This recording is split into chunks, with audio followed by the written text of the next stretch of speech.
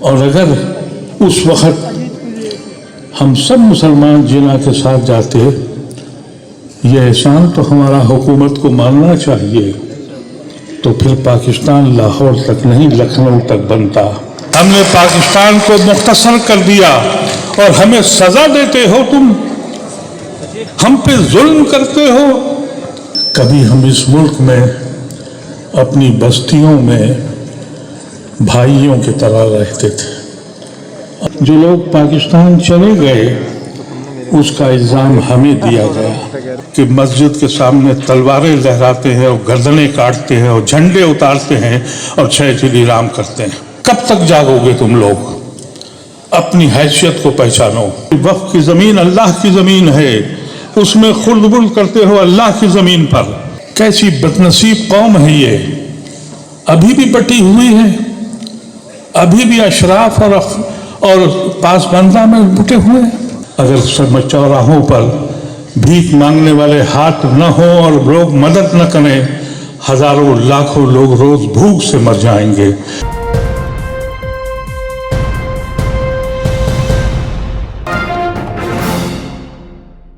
میں نے بہت تبدیلیاں دیکھی ہیں۔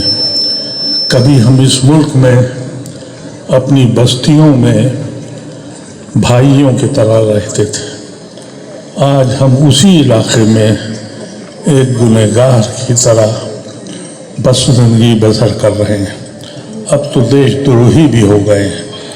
ہم نے ایسے ایسے لوگوں کو دیکھا جو ہمارے ساتھ تھے اور پھر اپنی سیاسی زندگی بنانے کے لیے ہم کو قسمت کے حوالے کہہ گئے۔ جو لوگ پاکستان چلے گئے اس کا الزام ہمیں دیا گیا۔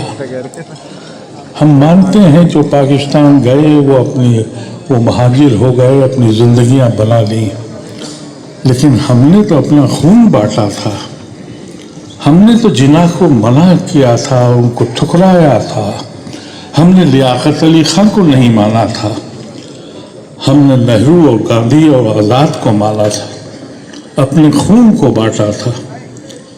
اگر ہم جناح کے ساتھ جاتے اور اگر اس وقت ہم سب مسلمان جناح کے ساتھ جاتے یہ احسان تو ہمارا حکومت کو ماننا چاہیے، تو پھر پاکستان لاہور تک نہیں لکھنؤ تک بنتا۔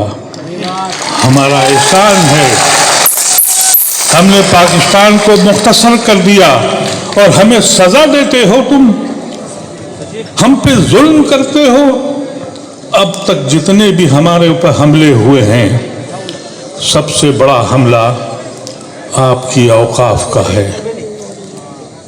ہم کو لنچ کیا گیا، ہم پہ فساد ہوئے، ہمارے گھروں پہ بلڈوزر چلے۔ ہم اس لیے نہیں بولے کہ میرا گھر تو محفوظ ہے، کیونکہ ہم اپنی زندگی کے لیے جیتے ہیں، لیکن آج ہمارے پاس اب کچھ بھی نہیں بچا۔ آپ لوگ ہماری قوت ہیں۔ ہم نے سب سے زیادہ جو مصیبت جھیلی ہے وہ یہ ہے کہ اب ہماری حیثیت نہیں رہ گئی۔ ہم کبھی جانتے تھے، ہم جب علی گڑھ میں پڑھتے تھے تو اس وقت سیاسی جماعتیں کہتی تھی کہ کہیں میاں ناراض نہ ہو جائے۔ 2014 میں مودی ایک فارمولہ لے کے آئے کہ ہم بغیر مسلمانوں کے حاکم وقت بنیں گے۔ وہ بن گئے۔ ان کے بننے کے بعد ہر سیاسی جماعت نے یہ فیصلہ کیا کہ یہ تو ایک بوجھا ہیں، ہم کو اپنا ہندو ووٹ بچانا ہے۔ یہ ملک اس لیے نہیں بٹا تھا۔ مولانا آزاد نے جو بات کہی تھی کہ وہ یہ ذہن ملک نہیں بٹ رہا ہے، ایک قوم بٹ رہی ہے، اور وہ قوم آج وہ حالت ہے کہ اگر کسی دلت کے اوپر کوئی لنچ ہو، بینٹ مارے، تو ہر پولیٹیکل پارٹی وہاں جانے کو تیار ہے۔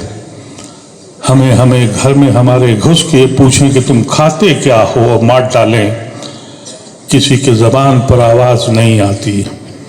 کیسی بدنصیب قوم ہے یہ، ابھی بھی بٹی ہوئی ہے، ابھی بھی اشراف اور پاسباندہ میں بٹے ہوئے ہیں۔ अरे पूरी कौम पासमानदा हो गई है, बेहिस हो गई है, सो रही है। कब तक जागोगे तुम लोग? अपनी हैसियत को पहचानो। आज भी बहुत से लोग ऐसे हैं, मैं आपसे बिल्कुल वाज़ेह अल्फाज में कह दूं, मैं ज़हनी तौर पे कांग्रेसी हूं, किसी पार्टी का मेंबर नहीं हूं, मैं जूती नहीं उठा सकता हूं किसी की। और जब मैं पार्लियामेंट गया था तब भी ये कह के गया था कि आज़ाद जाऊंगा। अल्लाह तबारक व तआला ने मुझे वहां तक पहुंचाया। उस गुंबद में बैठा तो मैंने सबके ऊपर से नकाबें उतरते देख ली, सबको पहचान लिया कि सिर्फ और सिर्फ हमारा वोट चाहिए। ताबेदारी कब तक करोगे मेरे अजीजों? कभी तो हिस्सेदारी मांगो। आज हमारी हैसियत यह है कि एक जिले का एक कैंडिडेट, उसको मनाया जाता है कि फला कम्युनिटी का इतना वोट है, और तुम कहाँ खड़े हो? कोई पार्टी आपके लिए बोलने को तैयार इसलिए नहीं है कि आप मुत्तहिद नहीं हैं। मैं ये नहीं कहता कि आप अलग मुस्लिम पार्टी बनाएं, मैं ये नहीं कहता इसलिए कि हमने फैसला उस वक्त भी किया था जब पाकिस्तान बटा था कि हम अकेली दुनिया नहीं बसाएंगे, और मेरे दीन ने भी मुझको यही नहीं सिखाया कि हम अपनी दुनिया बसाएं। हम तो यहाँ इसलिए भेजे गए थे, इस ज़मीन पे अल्लाह ने इसलिए भेजा था कि हम रहमत बन के बने, दूसरों को जोड़ें, अपना पैगाम दें। लेकिन हम तो जहमत बन गए आपस में, हमको कोई पूछने वाला नहीं रहा। आज मैं आपसे कहता हूँ कि अपनी क़ुव्वत का मुज़ाहरा करें, और वो हजरात जो आज भी इस बैग को साथ दे, वो पार्टियां, उनसे काताई ताल्लुक तोड़ लीजिए। अगर आपका सगा भाई और आपकी बहन भी उनके साथ है तो नाता तोड़ लीजिए। ये दीन कह रहा है आपसे। कह दीजिए उन लोगों से, उन पार्टियों से कि अगर तुमने इसके हिमायत में वोट दिया तो कभी हमारी बस्तियों में वापस मत आना, हमारे जलसों में, हमारे खानों पे, हमारी बरादरी में आने की ज़रूरत मत करना। अगर ये क़ुव्वत बन के तुम उठते हो तो वो लोग जो हमारे वोटों से फ़ायदा उठाकर हाकिम वक्त बने हुए हैं, आज अंदाज़ा आप इस बात से लगा लें कि अब ये कहा जाता है कि मियाँ जाएगा कहाँ? तो मियाँ जब ही जाएगा जब मियाँ मुत्तहिद हो जाएगा।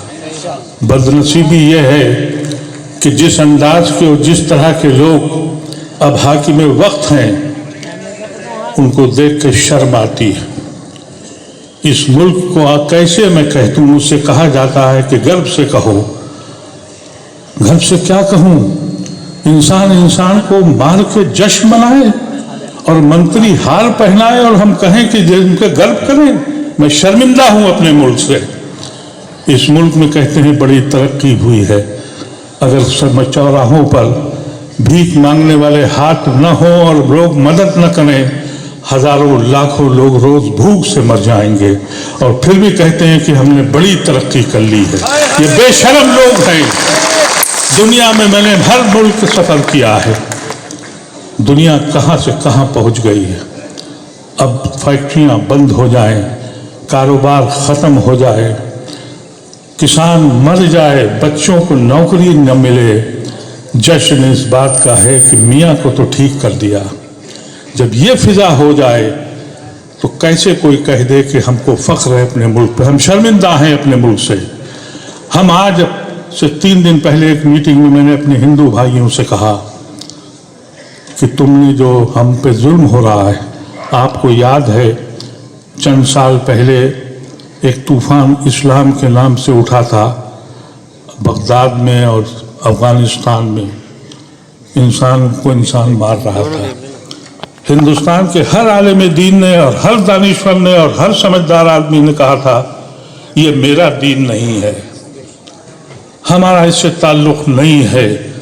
जुर्रत होनी चाहिए मेरे हिंदू भाइयों को। मैंने उनसे कहा, उनकी महफिल में कहा, अगर आप ये जुर्रत नहीं रखते कि ये कह दें कि ये हिंदू मज़हब नहीं है जो चलाया जा रहा है, तो यकीनी तौर पर हिंदू मज़हब आज हम कहने को तैयार हो जाएंगे कि आतंकवादी मज़हब है। اس لیے کہ نوراتریوں میں مجھے یاد ہے، نوراتری ایک ایسا مذہب ہے جہاں 9 دن تک وہ لوگ جس طرح سے ہم روزہ رکھتے ہیں وہ بھی احتیاط کرتے ہیں، اپنے کو پیوریفائی کرتے ہیں۔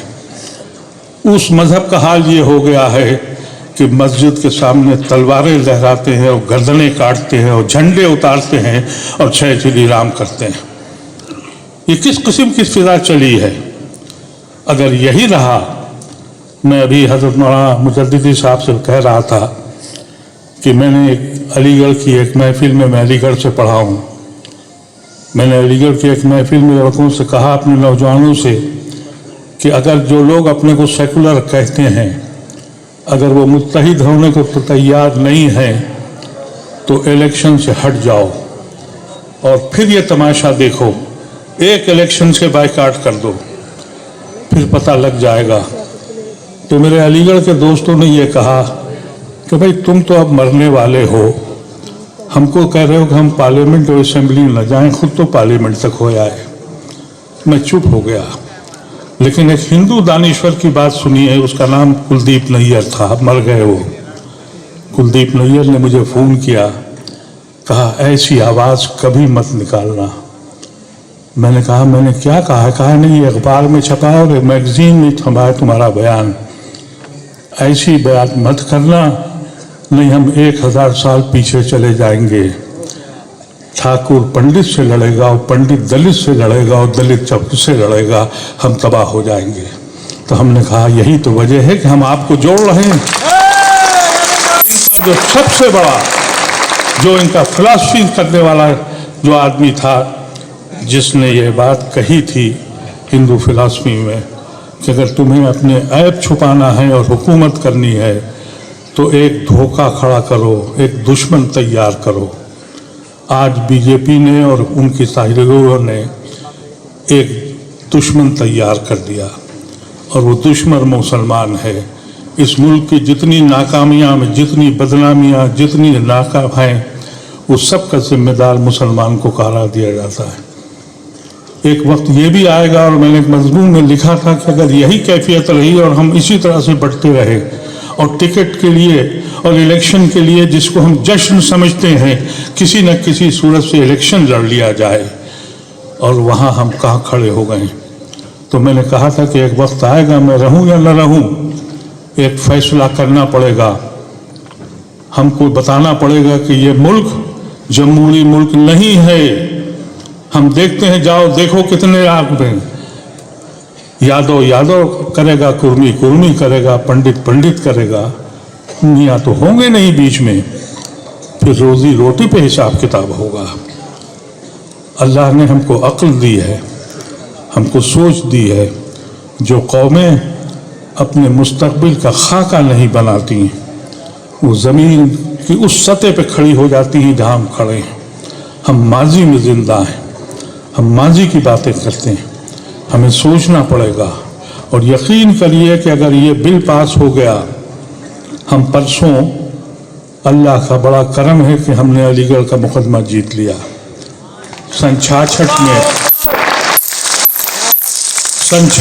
میں جب میں علی گڑھ یونیورسٹی کی یونین کا صدر تھا، اس وقت میری یونیورسٹی کو چھینا گیا تھا۔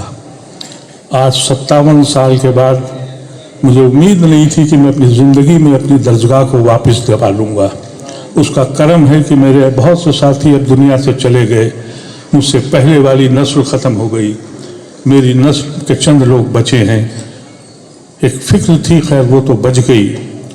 مدرسہ کے مسئلے میں بھی 2 ججمنٹ ایسے آ گئے جس سے دل نے کہا کہ ان پہ اعتبار کر لو، نہیں تو عدلیہ پہ بھی اعتبار نہیں رہ گیا تھا ہمارا۔ لیکن ان 2 ججمنٹ سے اختیار ہمیں نے دے دیا۔ اور جو اس وقت کی کیفیت ہے، اگر آپ دیکھیں کہ اس میں ہماری کوتاہیاں تھیں، مجھے معاف کریں میں 2 منٹ زیادہ لے رہا ہوں، کوتاہیاں یہ تھیں کہ وقت کو ہم نے صحیح طریقے سے استعمال نہیں کیا تھا، اور وقت کو ہم یہ سمجھ رہے تھے، وقت میں کون لوگ جا بیٹھتے تھے؟ سیاسی پارٹیاں ان کو چیئرمین بناتی ہیں، ان کو ممبر بناتی ہیں جن کو وہ ٹکٹ نہیں دے پاتی ہیں، جن کو وہ اوبلائز کرتی ہیں، اور ایسے لوگ جاتے ہیں جن کو یہ معلوم ہی نہیں ہے کہ وقف کی زمین اللہ کی زمین ہے، اس میں خرد برد کرتے ہو اللہ کی زمین پر۔ اس خرد برد کے لیے 2013 میں میں اس وقت پارلیمنٹ میں تھا اور یہ ایکٹ بنایا گیا۔ رحمان صاحب اس وقت منسٹر تھے اور میں ممبر تھا۔ ہم نے 6 مہینے تک سارے علماء کرام سے، جتنے بھی اسٹیک ہولڈر تھے، سب سے بات چیت کر کے ایک مضبوط وقف بل بنایا، اور اس کی وجہ یہ تھی کہ ہم نے کہا کہ وقف کی زمین آپ بیچ نہیں سکتے، اس لیے کہ جب آپ اپنی زمین کو اللہ کے حوالے کر دیتے ہیں تو آپ اس کے مالک نہیں ہیں، صرف مینیجر ہیں، آپ اس کے متولی ہیں، آپ بیچ نہیں سکتے۔ یہ سب قانون بن گئے تھے، اور اسی طرح سے دہلی میں ایک مسجد کے نیچے 6 دکانیں 26 روپے پہ اٹھی ہوئی تھیں اور بغل کی دکانیں 2500 پر۔ اس میں یہ قانون بنایا کہ ہم اسی قیمت پہ دیں گے جو مارکیٹ پرائس ہے۔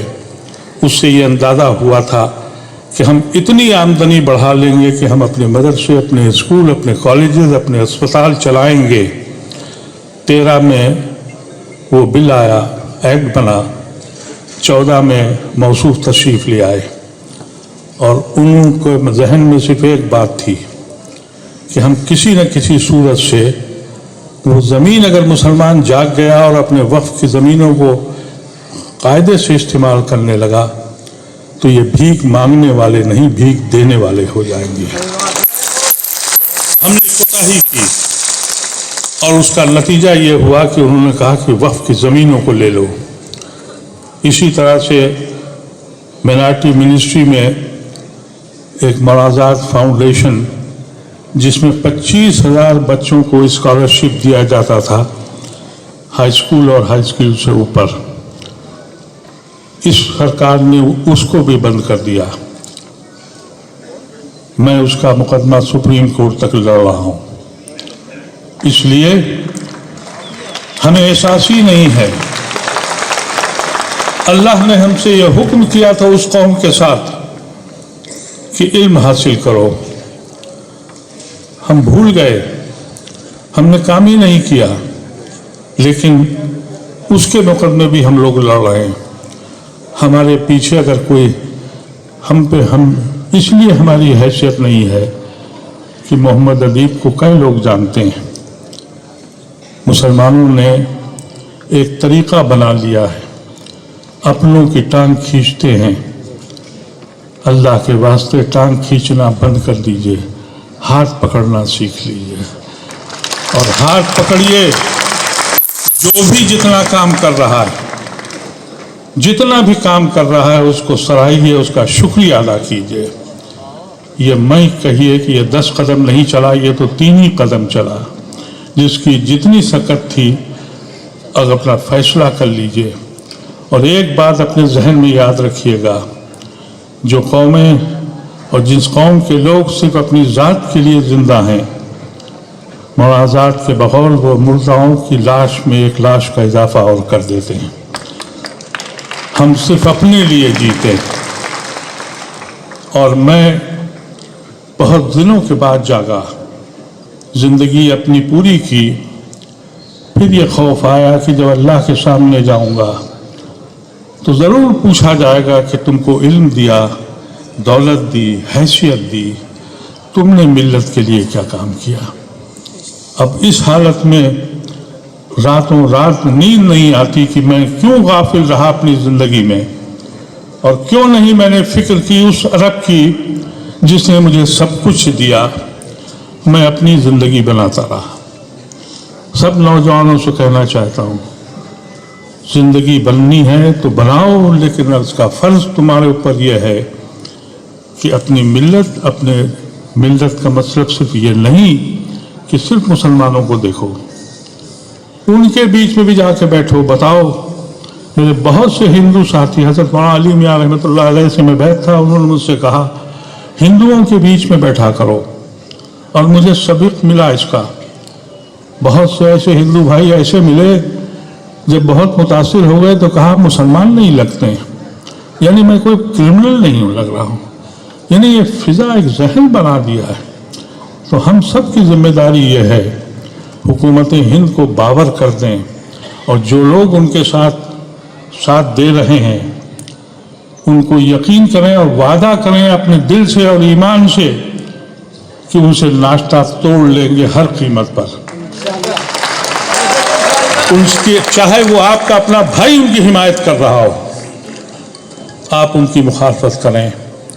اور اگر آپ کمزور پڑ گئے، یہ آخری امتحان ہے، تو پھر اس ملک میں جس طرح سے کہانی غازہ کی لکھی جا رہی ہے، جس طرح کی کہانی میانمار میں لکھی گئی، اسی طرح کی کہانی اس ملک میں بھی لکھی جائے گی.